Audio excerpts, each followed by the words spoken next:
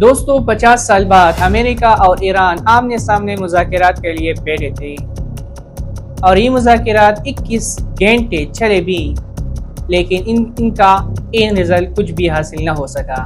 ایران نے صاف امریکہ کو منع کر دیا کہ وہ نیوکلیئر انریچمنٹ نہیں رکے گا، وہ اپنا نیوکلیئر انریچمنٹ نہیں رکے گا۔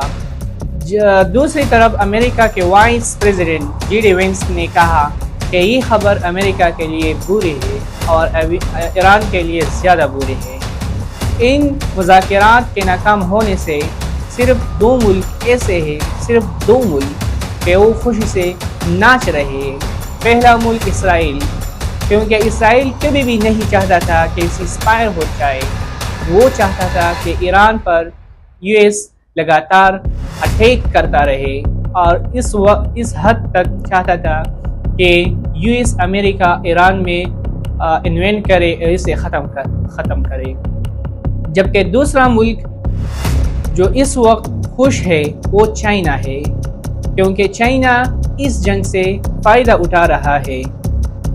چائنا اس لیے خوش ہے کیونکہ جتنا پیسہ امریکہ اس جنگ کے لیے خرچ کرے گا وہ چائنا کے خلاف استعمال ہو سکتا تھا اس کو کمپیٹ کرنے میں۔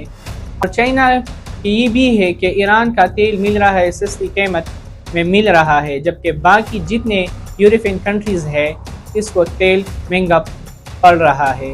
اس وقت اگر ہم 40 دن کو دیکھیں تو امریکہ کو زیادہ نقصان ہوا ہے۔ دوسری طرف ذرا غور سے دیکھیں کہ جب پاکستان کے فیڈرل مارشل آصف منیر جب ایران کے ڈیگریشن آئے تو وہ یونیفارم ہی میں گئے ان کو ریسیو کرنے میں، اور جب کسی ملک کا ملٹری ہیڈ اپنے یونیفارم میں ریسیو کرتا ہے تو سگنل ہوتا ہے کہ ہم تیرے ساتھ ہیں۔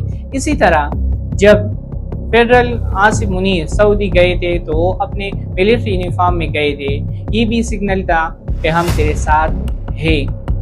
جب Asif Munir J D Vance کو ریسیو کرنے کے لیے گئے تو وہ پبلک ڈریس میں گئے، یہ سگنل ہوتا ہے کہ ہم تیرے ساتھ بیٹھنے کو تیار ہے، ہم تیرے ساتھ گفتگو کرنے کے لیے تیار ہے۔ لیکن فائنلی اور انفارچونیٹلی مذاکرات ناکام ہوئے